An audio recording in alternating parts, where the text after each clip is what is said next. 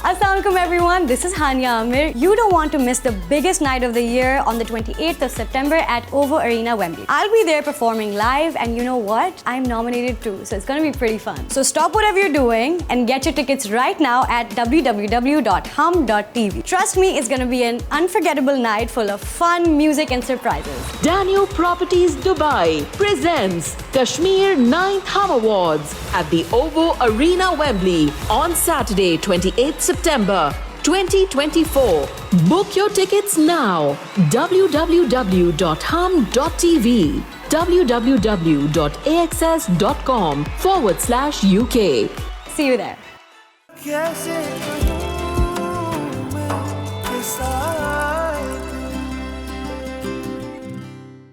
कैसा शरई हक मामू? तुम्हारा और आरिफ का निकाह होगा अभी इसी वक्त। पापा, मैं कुछ सुनना नहीं चाहता।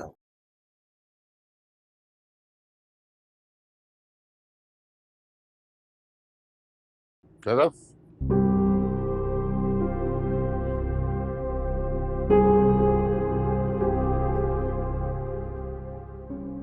मैंने इन दोनों का निकाह करवा दिया।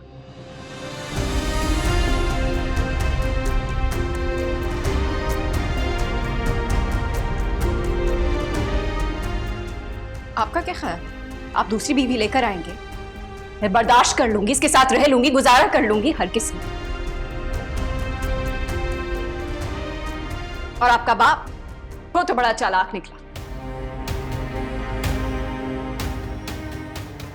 अपने मरे हुए दोस्त की लावारिस बेटी देख के अपने बेटे के लिए फांस ली, क्योंकि कोई और खानदान में लड़की दे नहीं रहा था। निराल, ज़बान संभाल के बात करो। हाँ, जिस लड़की ने इसके रिश्ते से इनकार किया था, आज अल्लाह ने इज्जत से वो उसके नसीब में लिख दी है। जानती हो क्यों? मुझे जानने का कोई शौक नहीं है। मैं चाहता हूं कि तुम जानो, ताकि तुम दूसरी लड़कियों को बता सको कि अपना घर, अपना शौहर बचाना काफी हद तक उनके हाथ में होता है, उनकी जबान के इख्तियार में, वो जबान जो तुम्हारी बेकाबू हो चुकी थी।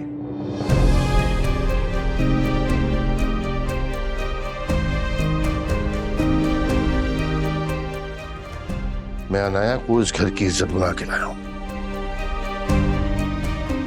जिस तरह तुम्हें लेकर आया था। और अब चाहता हूं कि तुम दोनों खुले दिल के साथ एक दूसरे को कबूल करो। पर हाँ, आइंदा इस घर में कोई चीख पुकार सुनना नहीं चाहता मैं।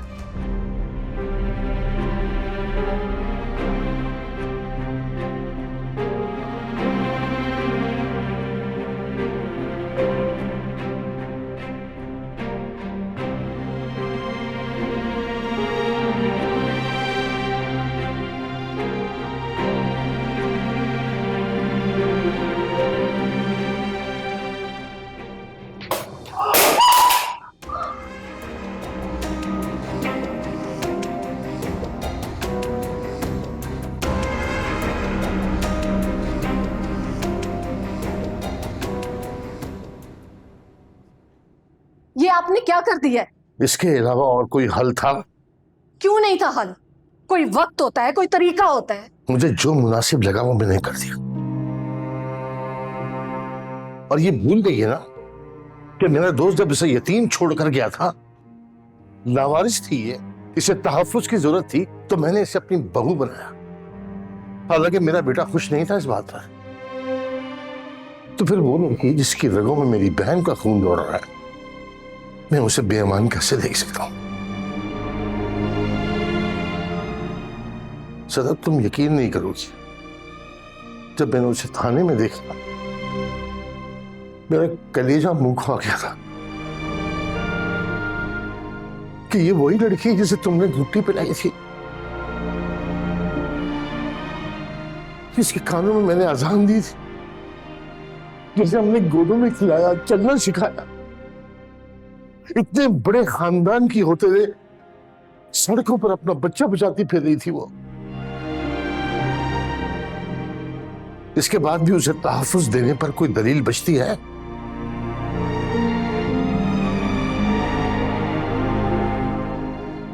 आपने मिराल का रिएक्शन देखा था? हाँ देखा है। उसने इजाजत दी थी दूसरी शादी की, चाहे गुस्से में सही, तो होना था ये सब कुछ।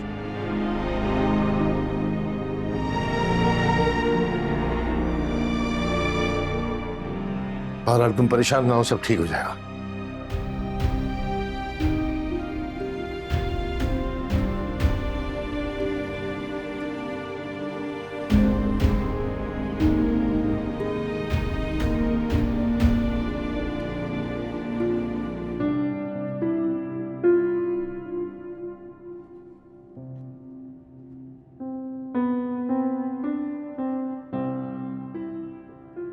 क्या जरूरत थी अपना हाथ आगे करने की?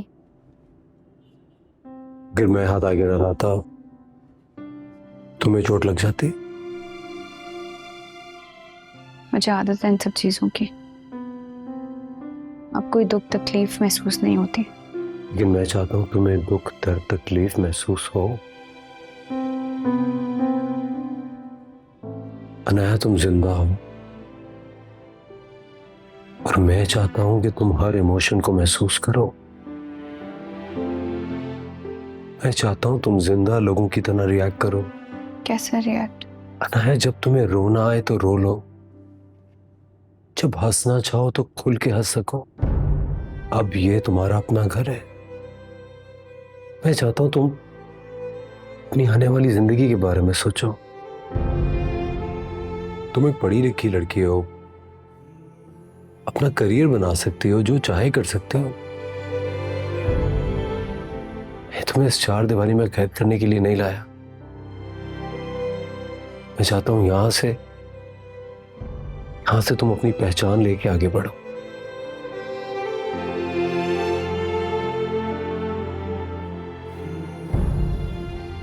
इससे बुखार तो नहीं हुआ दोबारा? नहीं। आज इसे इस दुनिया में पूरे 10 दिन हो गए ना, और तुमने अभी तक इसका नाम भी नहीं रखा। इसको बचाने की भागदौड़ में नाम रखना ही भूल गई। इसका नाम मैं रखूंगा, सिकंदर। सिकंदर एक बहुत ही ताकतवर और बहादुर बादशाह था, और ये भी अपनी जिंदगी बिल्कुल बहादुरी के साथ बादशाहों की तरह गुजारेगा। इस बात का वादा मैं कर। क्या हुआ, चुपकी हो गई? नहीं, बहुत खूबसूरत नाम है, सिकंदर।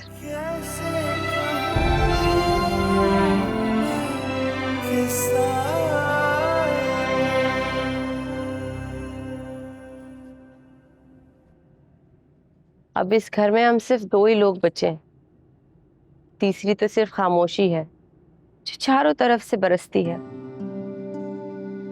कभी कभी तो लगता है कि इस घर की जमीन भी खामोशी उगलती है। बेटा, इस खामोशी को भी हमारा नसीब जासिम की मोहब्बत नहीं बनाया। उसकी मोहब्बत का कोई कसूर नहीं है अब्बू। आप ये बातें कब समझेंगे कि ये झूठी अना, जिद और तकब्बुर से सिर्फ चीजें बर्बाद होती है। अच्छा, तुम जो कहती हो मैं मान लेता हूँ, बल्कि आज के बाद तुमसे कोई इख्तिलाफ भी नहीं करूंगा। आप प्लीज मेरी एक और बात मान लें, इनकार मत कीजिएगा। अब तो मैं आपकी इकलौती औलाद हूँ। कहो, क्या मनवाना चाहती हो? आप जासिम के खून के बदले में अपना पोता ले रहे हैं, लेकिन आपने ये सोचा कि अम्मी के गुजरने के बाद जासिम कैसे पला था? हालांकि वो बड़ा था, तकरीबन 10-12 साल का था। तो फिर आप कैसे उसी का 10-12 दिन का बच्चा उसकी माँ से जुदा कर रहे हैं? ये सजा है उसकी माँ की। अब्बू, इसकी माँ का कोई कसूर नहीं है। ये बात आप भी जानते हैं और मैं भी जानती हूँ। तुम आखिर कहना क्या चाहती हो बेटा? मैं जासिम की औलाद को ममता का दुख नहीं देना चाहती। मैं नहीं चाहती कि जिस दुख से हमारा जासिम गुजरा, उसका बच्चा भी वही दुख से गुजरे। हम अनाया से बात करते हैं, उसकी मर्जी से हम उसे अपने घर पे ले आएंगे, उसको इज्जत और एहतराम से रखेंगे और बिना कहे उसकी हर ख्वाहिश और जरूरत पूरी करेंगे। जब हमारे जासिम की औलाद को उसका हक और तहफ्फुज मिलेगा तो उसकी रूह को सुकून मिल जाएगा और अब्बू आप भी सुकून महसूस करेंगे, मेरा यकीन कीजिए।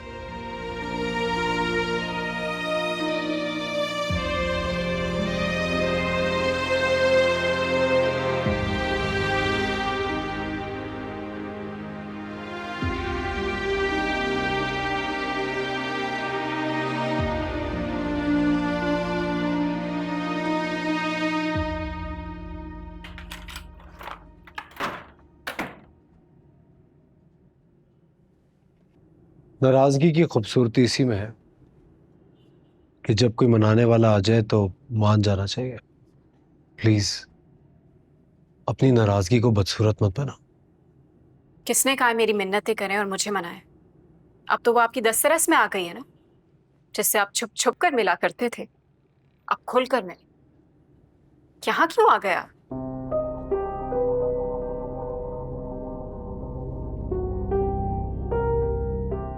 क्योंकि यहां भी मेरी बीवी रहती है जो मेरे फराइज में शामिल है।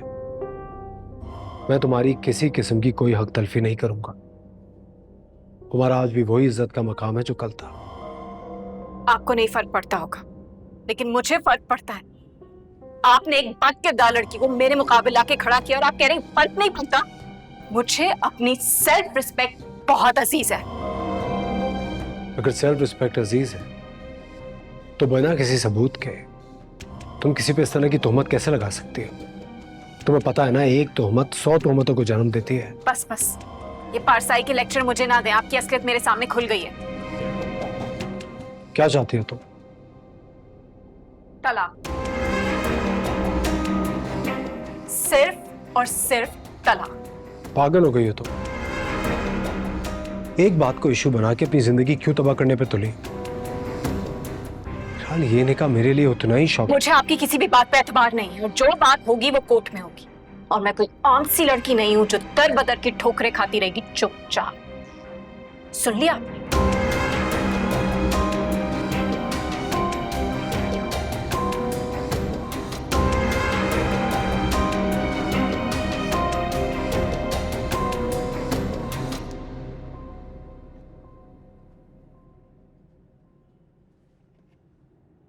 अस्सलाम वालेकुम। वालेकुम सलाम। वो मीराल नहीं आई नाश्ते के लिए? जाओ बुला के लाओ उसे। वो नाश्ता कर चुकी, आप लोग करें। क्या मतलब कर चुकी है?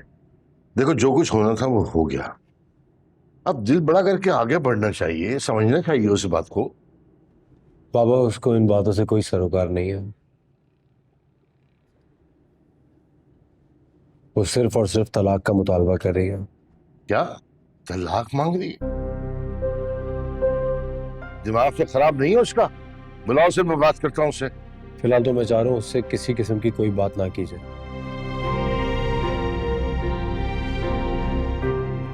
थोड़ा वक्त दे उसे, फिर देखता हूँ।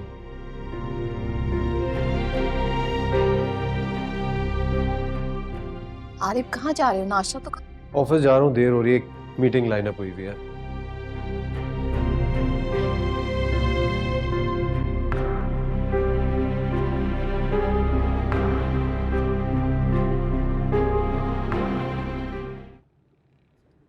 तुमने सुबह सुबह ये पूछने के लिए कॉल की है कि मुझे पुलिस क्यों लेकर गई थी?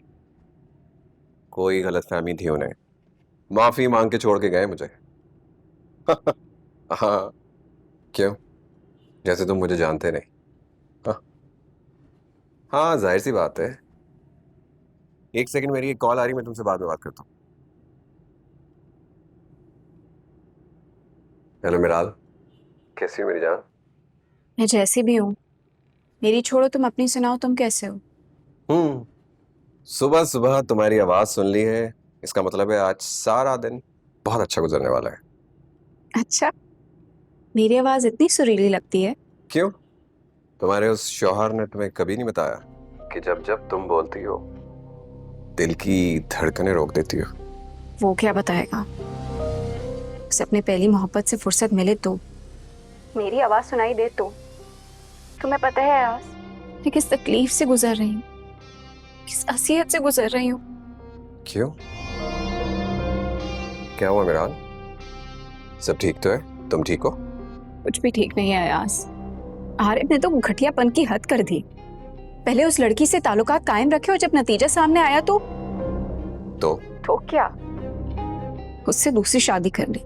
और मुझे हैरानी इस बात की है अयाज कि ऐसे कामों में तो माँ बाप घर से निकाल देते हैं। यहाँ तो उल्टी गंगा बह रही है। अब्बा जी अपने बेटे के सर पे सहरा लगा कर आए हैं। Really? अब तुम क्या करोगी? तुमने क्या सोचा है? तुम मुझे बताओ ना कि मैं क्या करूं, मुझे मशवरा दो, क्योंकि अब तो मैं आरिफ के साथ नहीं रह सकती। उसूलन तो मिराल तुम्हें उसके साथ रहना भी नहीं चाहिए। मैंने तुम्हें हमेशा दोस्त समझ के मुखलिस मशवरे दिए हैं। आज भी मैं तुम्हें यही कहूंगा कि इस तरह खाली हाथ झाड़ कर वापस मत आ जाना। उसे एटलीस्ट टीज करो, परेशान करो, उसे ऐसी अजियत दो कि वो तुम्हें हमेशा याद रखे। तो ठीक कह रहे हो, मुझे कुछ ऐसे ही करना पड़ेगा। बदला तो मैं लूंगी। बाय।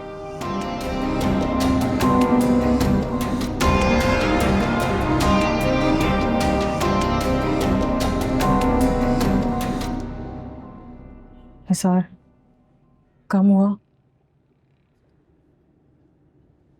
मम्मी, आपको डॉक्टर के पास जाना ही पड़ेगा। मैं कहीं नहीं जा रही, जहां पड़ी हूं पड़े रहने दो मुझे।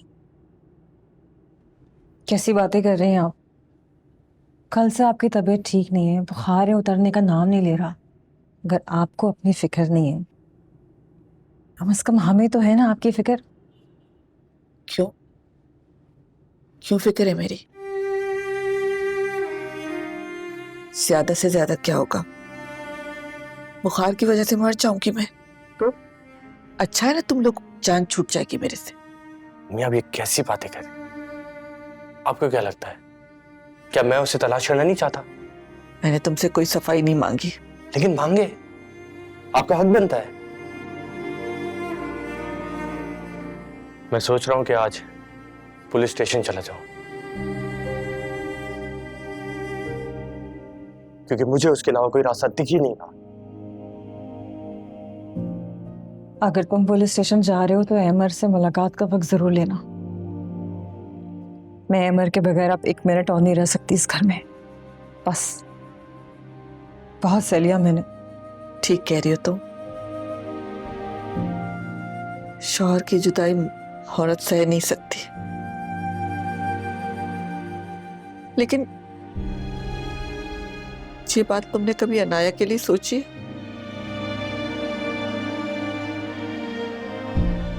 इतनी छोटी सी उम्र में मेरी बेटी बेवा हो गई।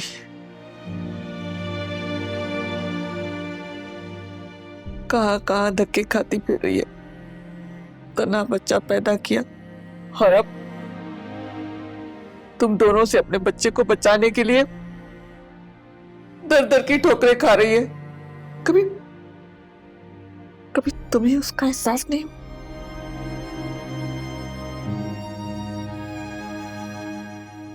सोचा था आपके पास बैठूंगी तो आपका दिल बहल जाएगा, मगर आप तो मेरा मुवाजना अनाया के साथ शुरू कर देती है। अनाया के साथ किसी का मुवाजना हो ही नहीं सकता।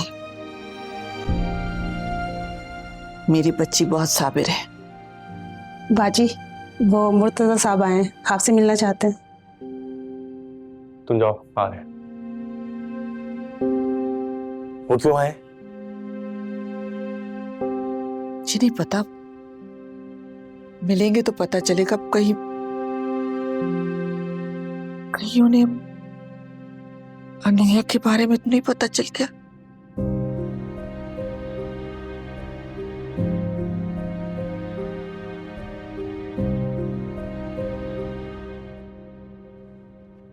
कैसी आप ताईजान?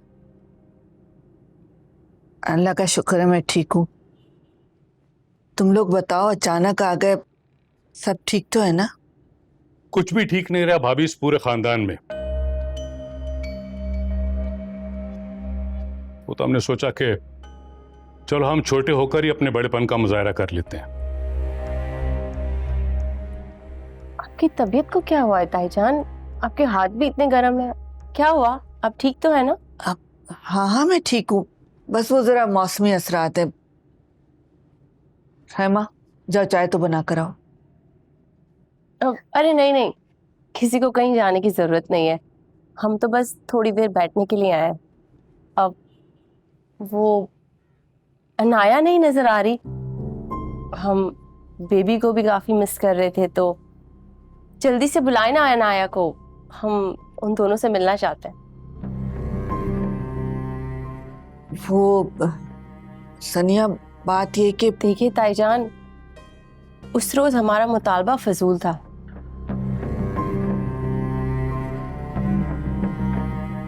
अपने बच्चे का खून बहा, लेकिन अपने ही दूसरे बच्चे को अजियत देकर तो नहीं लिया जा सकता। हमारी बस एक ख्वाहिश है कि अनाया अपनी मर्जी से हमारे साथ घर चले, और अगर वो अपने भाई को माफ करना चाहती है तो हमें इस बात से कोई गिला नहीं है।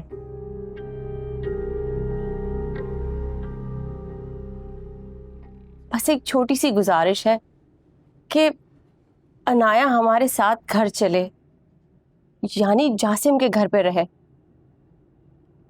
उसको कोई चीज की कमी नहीं होगी, हम उसे बहुत एहतराम से रखेंगे। आप प्लीज अनाया को बुलाएं ना, मैं उससे खुद बात करूंगी। सनिया काश ये बात तुम चंद दिन पहले करती। क्या मतलब है आपका? सब मतलब ही तो खत्म हो गए। अनाया उसी दिन से गायब है। वो हमें बताए बगैर इस घर से चली गई है और अपना बच्चा भी अपने साथ लेकर गई है। ये क्या कह रही हैं आप? और वो ऐसे कैसे घर छोड़कर जा सकती है? उसके पास हमारा बच्चा है, वो हमारा बच्चा लेकर कहां गई है? और ताईजान, ये बात आज आप हमें बता रही हैं, ये आपने उस रोज हमें क्यों नहीं बताई? क्यों बताते ये लोग हमें? तो तुम बेवकूफ हो जो लड़ने के बजाय हमेशा हथियार करा देगी। ये लोग तो आदि मुजरिम है उसे भगाने के। और एक बात मेरी अच्छी तरह याद कर ले भाभी, अगर मेरे जासिम के बच्चे को कोई नुकसान पहुंचा ना तो फिर आप देख लेना। एक बेटा तो आपका वैसे ही जेल में सड़ रहा है, दूसरे को मैं जमीन के नीचे पहुंचा दूंगा। चलो तुम यहां से। ये लोग इस काबिल नहीं है कि इन्हें माफ किया जाए, खुद ढूंढ लेंगे हम। चलो।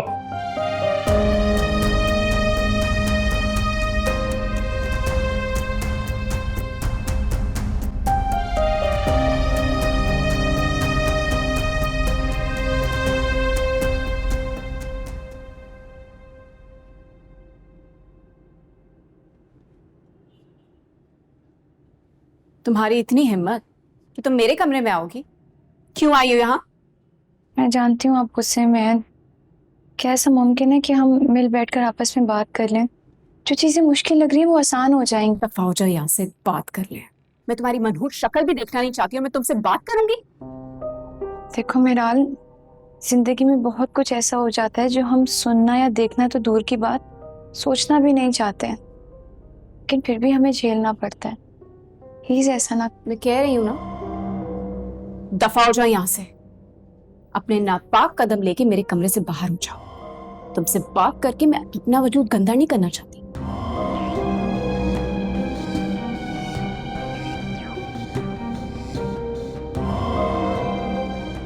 ज्यादती मेरी तरफ से हुई थी, मुझे गिल्ट था, इसीलिए मामला सुलझाने आ गई थी। लेकिन बाज़ औक़ात मजलूम अपनी बददिमागी की वजह से खुद ही जालिम की सिफ्त में आ खड़ा होता है, और तुमने अपने लिए वो सिफ्त चुन ली है।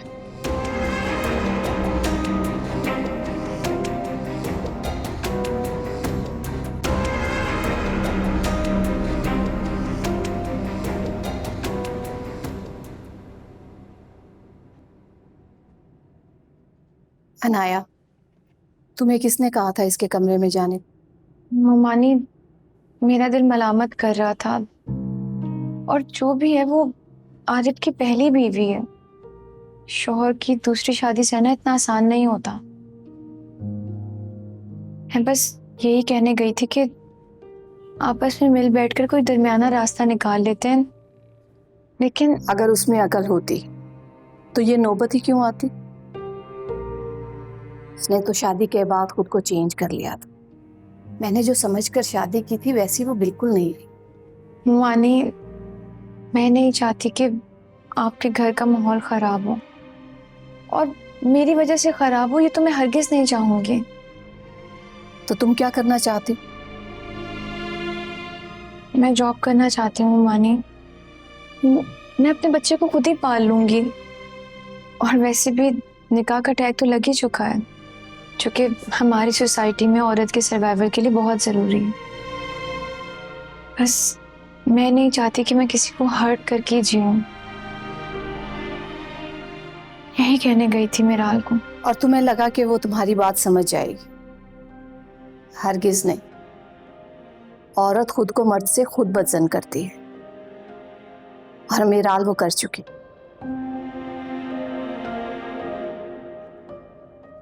अनाया, ये घर तुम दोनों का है, कोई जरूरत नहीं किसी के सामने डीवैल्यू होने की।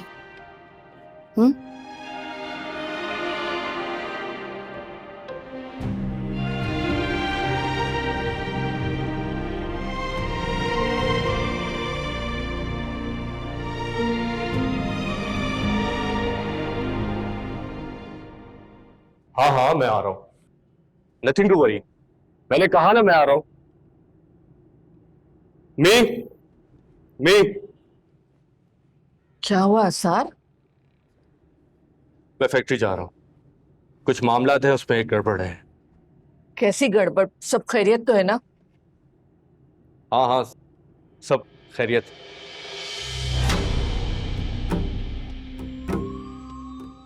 अनाया,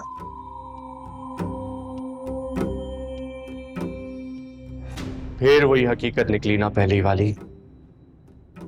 वैसे पारसाई का बड़ा ढोंग आता है आरिफ तुम्हें।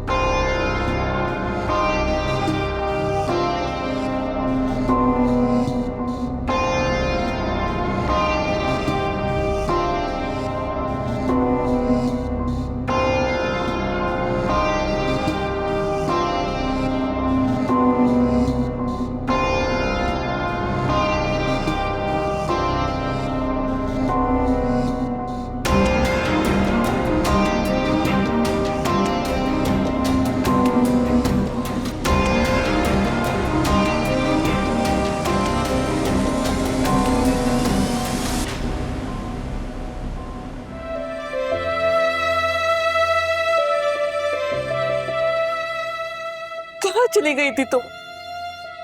तुम्हें कुछ एहसास भी है कि मैं कितना परेशान हो गई थी? मेरा एहसास न करती, इस मासूम जान का तो एहसास कर लेती। अगर खुदा न खास्ता ऐसे कुछ हो जाता तो। इसी के लिए तो गई थी अम्मी। अगर इसे यहाँ कुछ कर दिया जाता फिर?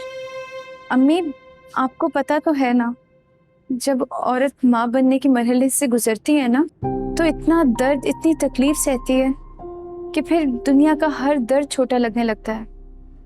और वैसे भी मुझे अब इन छोटी छोटी बातों से फर्क नहीं पड़ता, तकलीफ नहीं होती। अगर किसी चीज की होती है तो इसकी फिक्र होती है, जिसको मैंने इतनी तकलीफों के बाद हासिल किया है। मैं तुम्हारा दर्द समझ सकती हूँ बेटा। अच्छा, मेरे पास बहुत अच्छी खबर है तुम्हें सुनाने के लिए। तुम सुनोगी तो खुश हो जाओगी। पप्पो, हम भी आपको खुशखबरी सुनाने के लिए आए थे। अरे तो फिर सुनाओ ना, देर किस बात की है? पप्पो, मैंने अनाया से निकाह कर लिया है।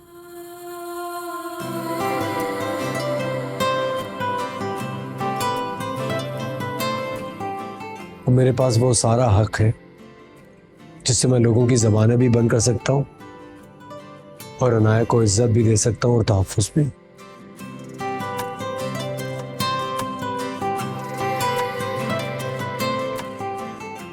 अल्लाह ताला तुम दोनों की जोड़ी सलामत रखे। बस आपको यही बताने के लिए आए थे। अब चलते हैं क्योंकि सिकंदर की शॉपिंग भी करनी है। मेरी तरफ से तुम दोनों के लिए बहुत दुआएं। जहाँ भी रहो खुश रहो, आबाद रहो।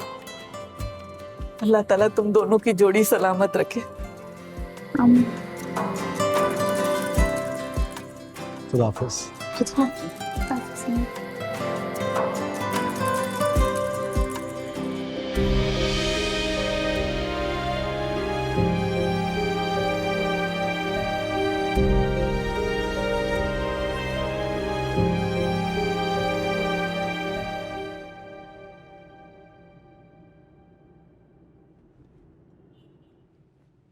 अनाया, मैं 2-3 दिन से देख रहा हूँ तुमने यही कपड़े पहने हुए हैं। तुम्हारे पास और कपड़े नहीं है क्या? नहीं, जब घर से निकली थी तो कपड़ों से ज्यादा सिकंदर की फिक्र थी, अपनी चीजों पर ध्यान ही नहीं गया। अच्छा, देखो अनाया, अब तुम अपने घर में हो। अब तुम्हें अपना ध्यान रखना है। अपने लिए ना सही, मेरे लिए तो अपना ख्याल रखा करो। मेरा मतलब है अब तो मेरी जिम्मेदारी है। तुम्हारे तहफ़्फ़ुज़ की, तुम्हारे पहनने ओढ़ने की सारी जिम्मेदारी मुझ पे है। अब तुम अगर अपना ख्याल रखोगी तो मुझे बहुत अच्छा लगेगा, और अगर नहीं रखोगी तो फिर सोच लो बाकी सब क्या कहेंगे कि मैं तुम्हारा ख्याल नहीं रखा। नहीं, ऐसी बात नहीं है, बस उधर मेरा ध्यान नहीं गया। मगर अब इस बात का ध्यान रखना, अगर ध्यान रखोगी तो मुझे खुशी हो। चलो शॉपिंग करते हैं, आओ।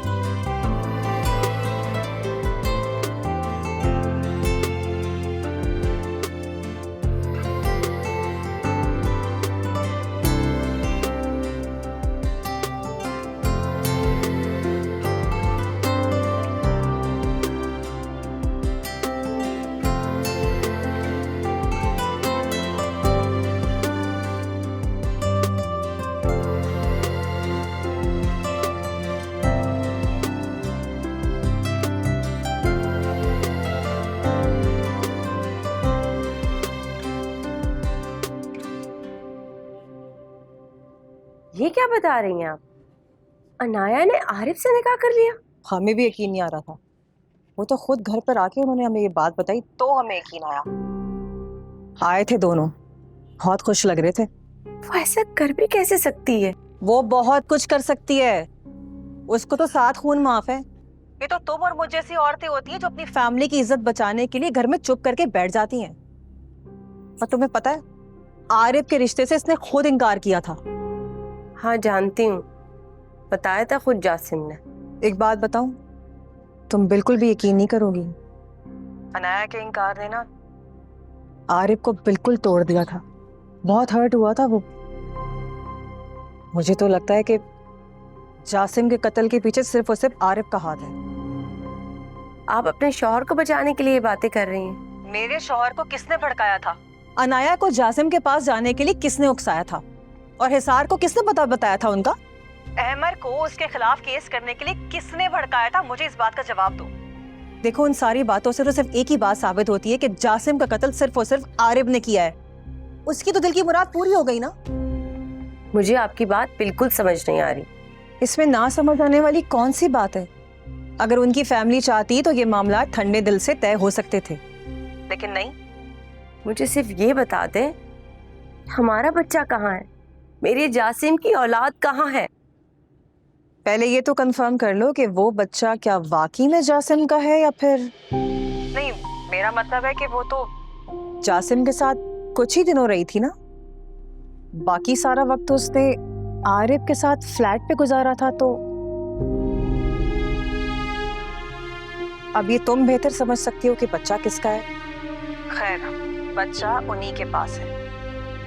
और मैं तुमसे एक और बात करना चाहती हूँ, लेकिन प्लीज प्लीज ठंडे दिमाग से सुन लो। जी बोले। देखो, जब तुमने अपने दिल में माफी की गुंजाइश निकाल ही ली है तो अहमद पर से केस वापस ले लो। देखो, जो फसाद की जड़ थी वो तो अपनी जिंदगी आबाद कर चुकी है ना, वो तो सुकून से अपनी जिंदगी गुजार रही है।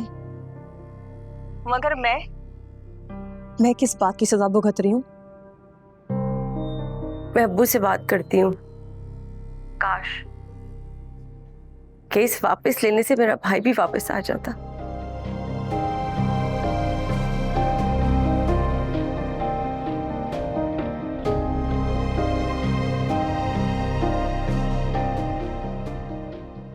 अच्छा किया तुम दोनों शॉपिंग पे चले गए।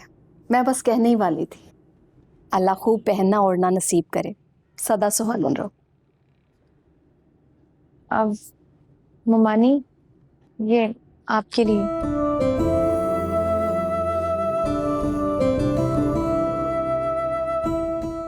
बेटा, इसकी क्या जरूरत थी?